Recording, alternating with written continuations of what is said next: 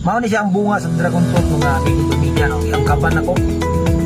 So, wala mo kunaanan sa iyang lasa pero ako na siyang itanggol. Yang liso.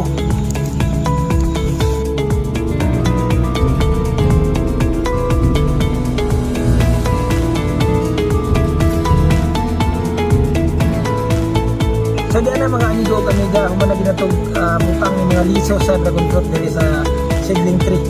Walang tao na ito ang resulta niya.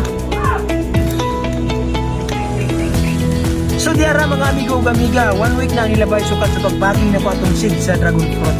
So nahimo na gyud siya seedlings. Sa kadaghan nato mga liso nga akong ipangbaging, tulo ra jud kabuk ang nanurok.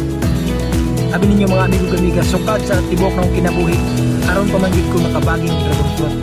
Kung na-amaze ka ko sa akong nakita sa seedlings nga nagturok. Wala ko nakasabot sa akong kaugalingon. Kung malipay ba ko o mag-uol sa akong nakita, tanawan ko nito. Tanawan na lang yung kamika. Oh? Dali na kayo. Nanahon na gani na yun, oh. Tanawan ko muna yung dahon skin. Oh. Na. Tapa, oh. Grabe, no? Sa kadaghan kay sa liso nga akong gibaging diri. Pero tulo ka po kang nanurok. O din itsura sa dragon fruit.